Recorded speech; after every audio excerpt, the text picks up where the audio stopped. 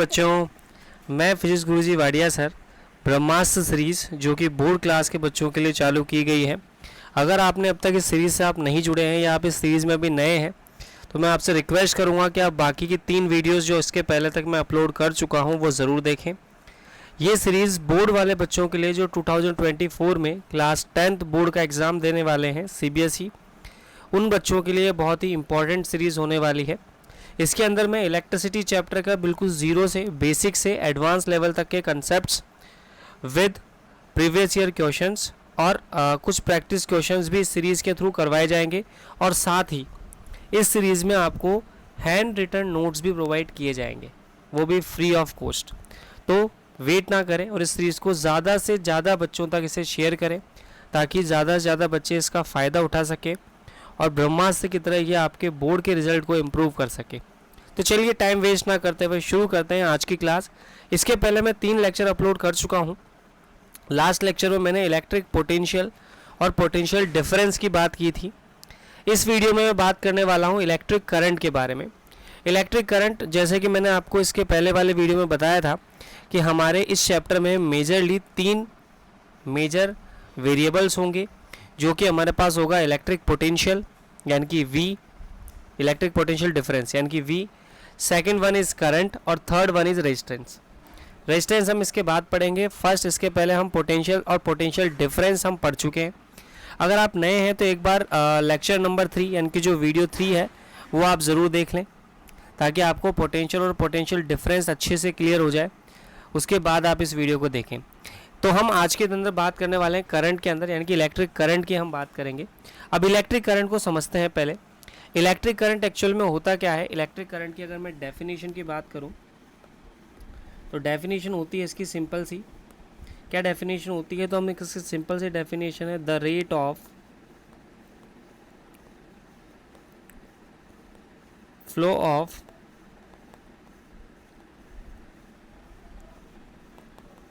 Electric charges. Definition बहुत simple है। The rate of flow of electric charges is known as electric current. तो definition तो बहुत simple सी है, पहले इसके बारे में अपन लिख लेते हैं फिर इसको समझते हैं कि एक्चुअल में ये होती क्या है। तो rate of flow of electric charges is called electric current. इसे हम डिनोट करते हैं I से। तो इट इज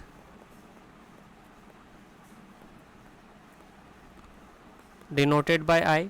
अच्छा, इसको मेजर किस में करते हैं? तो ऐसा यूनिट जो है इसकी वो क्या हो जाएगी हमारे पास? एम्पियर, क्योंकि एम्पियर ने इसके बारे में बताया था। और इसे हम डिनोट करते हैं AMP से या फिर A से।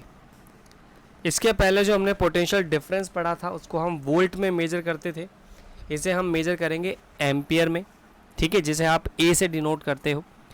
इसके अलावा अगर मैं बात करूं device that is used to measure it, तो इट इज़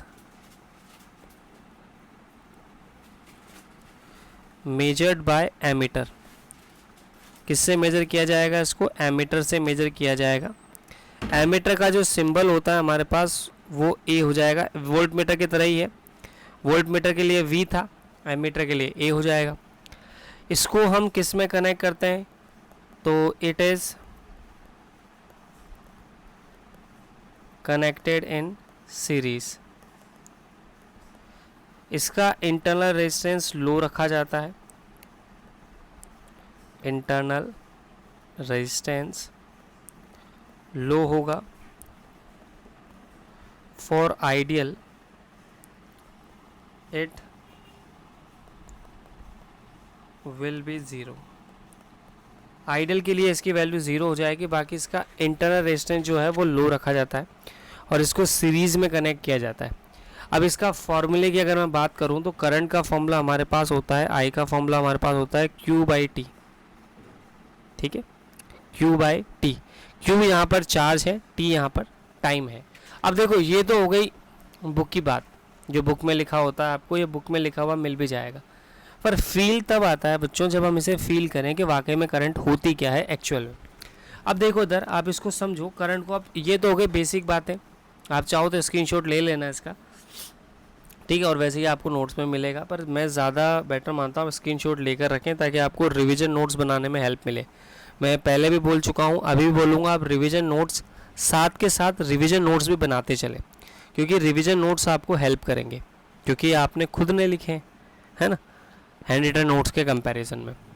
अब देखो करंट को समझते हैं हम कि करंट वास्तव में होती क्या है। जैसे मान के चलो कि मेरे पास ये कोई वायर है ना, कोई वायर का एक पीस है, टुकड़ा है कोई वायर का,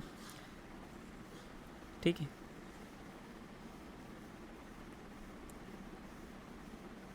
ये इस तरह से, ठीक है।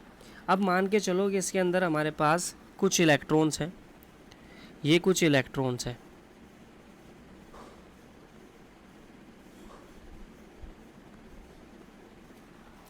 अब जब आपने बैटरी कनेक्ट नहीं की थी, यानी कि जब आपने कोई पोटेंशियल डिफरेंस क्रिएट नहीं किया था, तो हम कह सकते हैं when battery is not connected, यानी कि हमारा पोटेंशियल डिफरेंस यानी कि जो वोल्टेज है हमारी वो ज़ीरो है। वी का मतलब यहाँ पर वोल्टेज से है, यानी कि कोई बैटरी कनेक्ट नहीं कर रखी है, कोई वोल्टेज सोर्स जुड़ा हुआ नहीं है। तो इस सिचुएशन में क्या होते हैं, ये जो इलेक्ट्रॉन्स हैं ये अलग अलग डायरेक्शन में मूव करते हैं, रैंडम मोशन करते हैं, ये कुछ इस तरह की रैंडम मोशन ये कर रहे होंगे, कहीं भी मोशन कर सकते हैं इनकी इच्छा के आधार पे, क्योंकि ये जो सारे इलेक्ट्रॉन्स हैं भाई हमारे पास देखो दो तरह के इलेक्ट्रॉन होते हैं। आप ऐसा समझो, किसी भी इंस्टीट्यूट में या किसी भी क्लास में दो तरह के बच्चे होते हैं, है ना, स्कूल की बात करते हैं अपन, किसी भी स्कूल में दो तरह के बच्चे होते हैं, एक वो बच्चा जो क्लास के अंदर बैठा हुआ है और एक वो बच्चा जो क्लास के बाहर है। जो बच्चा क्लास के बाहर है उसे कहा जाता है फ्री इलेक्ट्रॉन, यानी कि फ्री बच्चा, वो फ्री है, ठीक है, उसके ऊपर किसी का भी कोई फोर्स नहीं है, वो जहाँ चाहे वहाँ जा सकता है, लेकिन कंडीशन ये है स्कूल से बाहर नहीं जा सकता। समझ रहे हैं बात को, जो बाहर घूम रहा है वो स्कूल कैंपस में कहीं भी घूमे, बट रेस्ट्रिक्शन ये है कि आप स्कूल से बाहर नहीं जा सकते। अब जो बच्चा क्लास में बैठा हुआ है वो है बॉन्डेड, वो किससे बंधा हुआ है, टीचर से। जब तक टीचर परमिट नहीं करेगा वो ना तो अपनी सीट से उठ सकता है, ना सीट चेंज कर सकता है, और ना ही अपने रूम से बाहर जा सकता है। हाँ ना बोलो, सही बोल रहा हूँ ना। तो दो तरह के इलेक्ट्रॉन हमारे पास होते हैं, बॉन्डेड इलेक्ट्रॉन जो कि न्यूक्लियस से बॉन्डेड है। बॉन्डेड का मतलब किसी से बंधे हुए हैं, किससे बंधे हुए, बांधने की क्षमता है किसमें, सिर्फ न्यूक्लियस में, तो न्यूक्लियस ही है जो उसे बांध सकता है, तो वो हो गए बॉन्डेड इलेक्ट्रॉन। अब ये फ्री नहीं है तो इनकी वजह से करंट फ्लो बहुत ही रेयर केस में करंट फ्लो हो पाती है ना, इनकी वजह से करंट फ्लो नहीं हो पाती। करंट फ्लो होने का रीज़न क्या है, फ्री इलेक्ट्रॉन्स। क्या रीज़न है, free electrons major current flow होने का रीज़न, और कंडक्टर के पास यही होते हैं। अब फ्री इलेक्ट्रॉन्स क्या होते हैं, ये फ्री हैं तो ये कहीं भी जा सकते हैं, लेकिन प्रॉब्लम ये है कि ये स्कूल में कहीं भी घूम सकते हैं, इनको स्कूल से बाहर निकलने की परमिशन नहीं है। तो ये जो इलेक्ट्रॉन्स हैं ये इस बॉडी से यानी कि इस कंडक्टर से बाहर नहीं जा सकते। अब ये मूव तो कर रहे हैं लेकिन रैंडम डायरेक्शंस में, इसी वजह से इनकी वजह से कोई करंट फ्लो नहीं होती, यानी कि हमारा जो नेट डिस्प्लेसमेंट जो इसका आता है वो ज़ीरो आता है, तो इनकी वेलोसिटी भी ज़ीरो होती है। इस वजह से इस ड्यूरेशन में हमारी करंट जो है वो भी ज़ीरो होती है।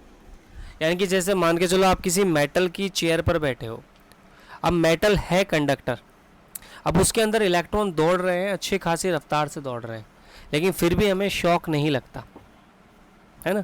शॉक कब लगेगा, जब आप उसे लाइट से कनेक्ट करोगे। तो अभी जब आप उसके ऊपर बैठे हुए हो, मेटल की चेयर पर, मेटल के बेड पर, या जिस पर भी आप बैठे हुए हो, वो कंडक्टर है ना। जैसे आयरन की बेड है तो वो कंडक्टर है, पर उसमें कोई करंट आपको थोड़ी लग रहा है अभी। क्यों नहीं लग रहा, क्योंकि नेट वेलोसिटी ज़ीरो है उसकी, क्योंकि पार्टिकल यानी कि जो इलेक्ट्रॉन्स है वो मूव तो कर रहे हैं पर रैंडम डायरेक्शन में, तो वो घूम फिर के वापस वहीं आ जाते हैं जहाँ से चालू हुए थे, कोई डिस्प्लेसमेंट ही नहीं है उनका, यानी कि जहाँ से स्टार्ट हुए तो घूम फिर। आप ऐसा मान के चलो एक कमरे में आपको बंद कर दिया जाए और बोला जाए दौड़ो, अब आप कितना ही दौड़ लो आपकी एनर्जी दिखेगी नहीं, क्योंकि आप उसी कमरे में घूम रहे हो, आपकी कोई डिस्प्लेसमेंट दिखेगा ही नहीं, क्योंकि डिस्प्लेसमेंट तब दिखेगा जब एक रूम से निकल कर दूसरे रूम में जाओगे, एक ही रूम में आप घूमते रहो, कोई मतलब ही नहीं। तो इनके साथ वही चीज़ है। अब जैसे ही आप बैटरी कनेक्ट करते हो, ध्यान देना, ये वही कंडक्टर है हमारे पास। जैसे ही हम बैटरी कनेक्ट करते हैं, ये मैंने बैटरी लगा दिया, मैं यहाँ पर बैटरी का सिंबल यूज़ कर रहा हूँ, ठीक है। ये हमारे पास बैटरी है, यानी कि वोल्टेज अप्लाई कर दी हमने। अब ये वोल्टेज कहाँ से, सिंपल सी बात है, लाइट के तार लगा दिए यार, ऐसे समझो। एक लोहे की रॉड थी, उसमें लाइट के तार जोड़ दिए, और कुछ नहीं किया, सिंपल, जो हमारे घर पे लाइट आ रही है। अब जैसे ही हम बैटरी लगाएंगे, क्या होगा, इन इलेक्ट्रॉन्स को एक डायरेक्शन मिल जाएगी और ये इस तरफ दौड़ने लगेंगे एक लाइन बना के। यानी कि हुआ क्या, पहले क्लास में टीचर नहीं था, बच्चे अस्त व्यस्त थे, घूम रहे थे, कोई इधर घूम रहा है, कोई उधर घूम रहा है, कोई इससे लड़ रहा है, कोई इससे लड़ रहा है, ये हो रहा था। अब सडनली क्या हुआ, वोल्टेज की फॉर्म में कौन आ गया, टीचर आ गया। अब जैसे ही टीचर आता है क्लास में, सारे बच्चे अलाइन हो जाते हैं, होते कि नहीं होते, सारे बच्चे अलाइन हो गए, एक लाइन में जम गए सारे, और एक के पीछे एक चलने लगे, लाइन बना के चलने लग गए, टीचर के डर के मारे। ऐसा होता है ना, जैसे ही टीचर आया सारे बच्चे अलाइन हो गए, इलेक्ट्रॉन को आप बच्चा समझ लो, सारे बच्चे अलाइन हो गए और चलना शुरू कर दिया भाई साहब इन्होंने, अपनी अपनी क्लासों में चलने लगे, जो भी इनकी जिनकी क्लास थी। वास्तव में ऐसा ही तो होता है। तो बैटरी क्या करती है, इन इलेक्ट्रॉन्स को चलाने का काम करती है। जितना स्ट्रिक्ट टीचर होगा, इनके दौड़ने की रफ्तार उतनी तेज़ होगी, होगी कि नहीं होगी भाई। जितना खतरनाक टीचर होगा, जितना स्ट्रिक्ट टीचर होगा, बच्चे उतना फास्ट क्लास में जाते हैं, फटाफट क्लास में बैठ जाते हैं जाके, है कि नहीं। तो ये इलेक्ट्रॉन जिस वेलोसिटी से दौड़ रहे हैं, इस वेलोसिटी से डिसाइड होती है करंट। अब यहाँ पर वेलोसिटी नॉन ज़ीरो है, तो हमारी करंट भी नॉन ज़ीरो होगी। तो सिंपल वे में करंट क्या होती है, किसी भी कंडक्टर में इलेक्ट्रॉन्स के दौड़ने की रफ्तार, किसी भी कंडक्टर में इलेक्ट्रॉन के दौड़ने की रफ्तार इलेक्ट्रिक करंट होती है। यानी कि इलेक्ट्रॉन कितना फास्ट दौड़ रहे हैं वो करंट बताएगी। अगर इलेक्ट्रॉन फास्ट है मतलब करंट ज़्यादा है, इलेक्ट्रॉन स्लो है मतलब करंट कम है। बात समझ में आ रही है। आप इसको ऐसा समझ सकते हो, एक एग्जांपल के तौर पर मैं आपको समझाता हूँ करंट की इम्पोर्टेंस क्या है। जैसे सपोज मान के चलो कोई एक बंदा है रोहन नाम का, आप समझो इसको, रोहन नाम का एक बंदा है, इसने हाल ही में MBBS कंप्लीट की है। MBBS कंप्लीट करते ही ये क्या बन गया, डॉक्टर बन गया। क्या बन गया ये, अब इसके नाम के आगे डॉक्टर लग गया, तो अब ये रोहन नहीं रहा, अब ये क्या हो गया, डॉक्टर रोहन। MBBS कंप्लीट कर ली भाई साहब रोहन ने, अब ये डॉक्टर रोहन बन गया। अब डॉक्टर रोहन ने खोला एक क्लिनिक, क्या खोला, नौकरी तो लगी नहीं, तो एक क्लिनिक खोल लिया, ठीक है। क्लिनिक में रखी एक नर्स, क्या रखी, नर्स रखी, ठीक है। अब इस डॉक्टर रोहन का एक ही काम था, बीमारी कुछ भी हो बोतल लगा दो। क्या काम था इसका, बीमारी कुछ भी हो ये क्या लगा देता था, बोतल, ठीक है। यानी कि बीमारी कुछ भी हो बोतल चढ़ा देता। बोतल किसकी चढ़ाता था, ये ग्लूकोज की। अब ये सिर्फ इसी को पता था कि ग्लूकोज चढ़ाना होता है, ये तो बस इंस्ट्रक्शन देता था नर्स को कि भैया चढ़ा दो बोतल। अब बोतल किसकी चढ़ाता था, ग्लूकोज की। डॉक्टर रोहन को ही पता था, बाकी किसी को नहीं पता था कि ग्लूकोज चढ़ाता है। अब डॉक्टर रोहन के क्लिनिक में आए 2 पेशेंट एक ही टाइम पे। एक पेशेंट आता है श्याम, या श्याम नहीं बोलते हैं, सोहन बोलते हैं। एक पेशेंट आता है सोहन और एक, ठीक है। तो एक पेशेंट सोहन है, एक पेशेंट का नाम मैं मान के चलो कोई भी एक नाम बता दो, राहुल दे देते हैं, ठीक है। कोई भी एक नाम ले लेते हैं अपन, राहुल ले लेते हैं। 2 पेशेंट आए साहब। अब जो रोहन है, जो सोहन है, ये थोड़ा शांत किस्म का आदमी था और ये थोड़ा गुस्सेल है। गुस्सेल मतलब थोड़ा सा मान के चलो जल्दी में रहता था, हर एक की जल्दी थी इसको, राहुल को हर काम की जल्दी थी, है ना, अपनी सिमरन से पास जाना था इसको, तो राहुल को जल्दी थी, सोहन को कोई जल्दी नहीं थी। अब दोनों आए अपनी बीमारी बता के किसके पास, रोहन के पास। रोहन ने देखा, रोहन ने बोला कि भाई देख सीधी सी बात है, बोतल लगेगी। क्या लगेगी, बोतल लगेगी। सोहन ने कहा ठीक है डॉक्टर साहब लगा दीजिए। तो उसने पूछा कि डॉक्टर साहब कितना टाइम लगेगा, सोहन ने। रोहन बोलता है कि देखो साहब 3 घंटे लगेंगे बोतल चढ़ने में। कितने टाइम लगेंगे? 3 आवर्स लगेंगे बोतल को चढ़ाने में। उसने कहा ठीक है सर। तो इसने नर्स को बोला नर्स बोतल चढ़ाओ, और इसकी बोतल चालू कर दी। अब सोहन के बोतल लग रही है, 3 घंटे का टाइम लग रहा है, ग्लूकोज चढ़ रहा है। ठीक है, ग्लूकोज तो रोहन को पता था। राहुल गुस्सेल, डॉक्टर साहब इलाज कर दो। डॉक्टर साहब ने बोला देख भाई बोतल लगेगी हमेशा की तरह। उसने बोला देख जो भी करना है आधा घंटा है तेरे पास। बंदूक निकाल ली और बंदूक निकाल के रख के बोलता है कि देख भाई जो भी करना है कर, आधा घंटा है तेरे पास। अब डॉक्टर डर गया। डॉक्टर ने बोला कोई बात नहीं, हाफ आवर की बोल रहा है। तो उसने कहा देख चढ़ेगी तो बोतल ही। तो उसने नर्स से बोल दिया ऐसा कर, इसकी बोतल को फास्ट कर दे। क्या कर दे? बोतल को फास्ट कर दे। अब उसने फास्ट करके आधे घंटे में बोतल चढ़ा दी। आधे घंटे में बोतल चढ़ाते हैं, ये जो आधा घंटा था ये राहुल की ज़िंदगी का आखिरी आधा घंटा बन गया। आखिरी कैसे? क्योंकि इतनी स्पीड उसकी बॉडी एडजस्ट नहीं कर पाई। अब दोनों में फ़र्क क्या था? यहाँ पर जो ग्लूकोज की फ्लो रेट है, ग्लूकोज फ्लो रेट वो नॉमिनल है, यानी कि नॉर्मल है, जो इसकी बॉडी झेल सकती है। और यहाँ पर वही फ्लो रेट जो है वो क्या हो गई? फास्ट हो गई। फास्ट हो गई मतलब आप ऐसा कह सकते हो करंट फास्ट हो गई, और इसकी बॉडी उस करंट को झेल नहीं पाई। सेम ऐसा ही इलेक्ट्रिसिटी के साथ भी होता है। हर वायर की एक लिमिट होती है, यानी कि हर वायर एक लिमिट तक ही करंट को झेल सकता है। एक लिमिट से ज़्यादा करंट अगर बढ़ा दोगे तो वो वायर उस करंट को झेल नहीं पाता और वायर मेल्ट हो जाता है, जल जाता है, जिसे हम बोलते हैं short circuit. Short circuit case में क्या होता है? करंट बढ़ जाती है, करंट बढ़ने की वजह से आग लग जाती है। सेम वही चीज़ है, इसके साथ यही हुआ राहुल के साथ। तो इसने अपनी जल्दबाजी के चक्कर में चढ़ाया तो ग्लूकोज ही था, लेकिन रेट बढ़ गई।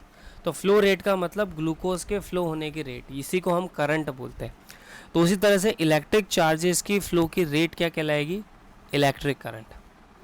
ग्लूकोज की फ्लो की रेट क्या कहलाएगी? Glucose current. वैसे इलेक्ट्रिक चार्ज के फ्लो की रेट क्या कहलाएगी? Electric current. बात समझ में आ गई? क्लियर हो गया डाउट यहाँ तक? तो हमारे चार्जेस के फ्लो रेट जो है वो क्या कहलाती है? करंट। फॉर्मूला हमारे पास सिंपल सा है, I is equal to Q upon T. अगर मैं यहाँ पर 1 एम्पियर की डेफिनेशन दूँ, जैसा कि मैंने उसमें भी दिया था, 1 वोल्ट के में भी दिया था, तो 1 एम्पियर की डेफिनेशन अगर मुझे देनी है तो मुझे पता है I इज़ इक्वल टू क्या होता है मेरे पास? Q बाई टी होता है। यदि Q की वैल्यू 1 कूलाम हो और T की वैल्यू 1 सेकेंड हो तो करंट की वैल्यू कितनी आएगी? 1 एम्पियर। इसका मतलब क्या हुआ? इसका मतलब ये हुआ if 1 coulomb of charge phloem through any conductor in 1 second, then current will be 1 ampere. यानी कि 1 कूलाम ऑफ चार्ज फ्लो हो 1 सेकेंड में, यानी कि किसी भी कंडक्टर से 1 कूलाम चार्ज अगर फ्लो होता है 1 सेकेंड में। अब 1 कूलाम चार्ज फ्लो होने के लिए लगभग कितने इलेक्ट्रॉन चाहिए? तो अगर मैं यहाँ से नंबर ऑफ इलेक्ट्रॉन निकालना चाहूँ तो number of electron I is equal to मेरा Q बाई टी होता है। Q की जगह मैं NE रख सकता हूँ, तो यहाँ से नंबर ऑफ इलेक्ट्रॉन्स निकाले जा सकते हैं क्या? आई टी अपॉन ई। ये भी एक अच्छा फॉर्मूला है कि अगर आपको करंट दी जाए, टाइम दिया जाए, तो आप ये बता सकते हो कि कितने इलेक्ट्रॉन फ्लो होंगे किसी कंडक्टर में से। अब 1 कूलाम के लिए तो वैल्यू 6.25 इंटू 10 की पावर 18 आती है, जो कि अपन निकाल चुके हैं। तो इतने इलेक्ट्रॉन्स फ्लो होते हैं तब जाकर 1 कूलाम मतलब 1 एम्पियर करंट फ्लो होती है। अच्छा, इसकी डायरेक्शन, करंट जो है वो स्केलर नहीं है, स्केलर क्वांटिटी है, बट फिर भी इसके पास डायरेक्शन होती है। करंट की डायरेक्शन कैसे दी जाएगी? तो अगर मैं बात करूँ डायरेक्शन ऑफ करंट की, डायरेक्शन ऑफ करंट, तो डायरेक्शन ऑफ करंट हमारे क्या होता है, इलेक्ट्रॉन के अपोजिट करंट फ्लो होती है।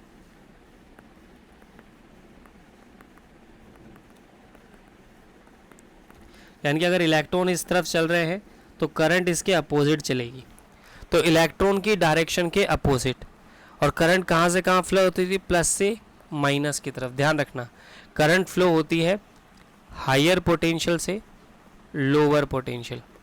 कहाँ से कहाँ फ्लो होगी, यानी कि प्लस से माइनस की ओर। ये बात ध्यान रखना, इसकी डायरेक्शन प्लस से माइनस की ओर होगी, जो कि इलेक्ट्रॉन के अपोजिट और प्रोटॉन की डायरेक्शन में होती है। प्रोटॉन करंट की डायरेक्शन में फ्लो होते हैं और इलेक्ट्रॉन करंट के अपोजिट डायरेक्शन में फ्लो होते हैं। ये बात अपने को ध्यान रखना। तो करंट की डायरेक्शन कहाँ होती है, पॉजिटिव टर्मिनल से नेगेटिव टर्मिनल, हायर पोटेंशियल से लोअर पोटेंशियल करंट की डायरेक्शन होगी। और इसके अलावा जो कन्वेंशनल डायरेक्शन होती है वो पॉजिटिव चार्जेस के आधार पर दी जाती है। यानी कि पॉजिटिव चार्जेस के आधार पर कन्वेक्शन डायरेक्शन क्या हो जाएगी, प्लस से माइनस। ठीक है, तो ये बात हमें ध्यान रखनी है। आई होप ये चीज़ आपको अच्छे से क्लियर हो गई होगी। अब इसके कुछ न्यूमेरिकल्स बनते हैं करंट के, ठीक है, वो अपन करेंगे ओम्स लॉ के साथ जब अपन आगे पढ़ेंगे। इसके बाद अगला टॉपिक अपना इलेक्ट्रिक सर्किट है, उसको अपन नेक्स्ट वीडियो में बात करेंगे उसके बारे में। और आज के वीडियो में इतना ही, इसके आगे मिलेंगे अपन नेक्स्ट वीडियो में। तब तक के लिए गुड बाय, टेक केयर। और वीडियो ज़्यादा से ज़्यादा बच्चों तक शेयर कीजिए बच्चों, ताकि ज़्यादा से ज़्यादा बच्चों को इसका बेनिफिट मिल सके, इस सीरीज़ का बेनिफिट मिल सके, क्योंकि फ्री ऑफ कॉस्ट है। तो बच्चों इसका फ़ायदा उठाओ, इसे शेयर करें और चैनल सब्सक्राइब ज़रूर करें, ताकि आने वाली वीडियोज़ आपको मिलती रहे। इसी के तरह मैं आगे 10th क्लास के लिए और अच्छी अच्छी चीज़ें आपके लिए लेकर आता रहूँगा इस चैनल पे। तब तक के लिए गुड बाय, टेक केयर। मिलते हैं अगली वीडियो में। Thank you.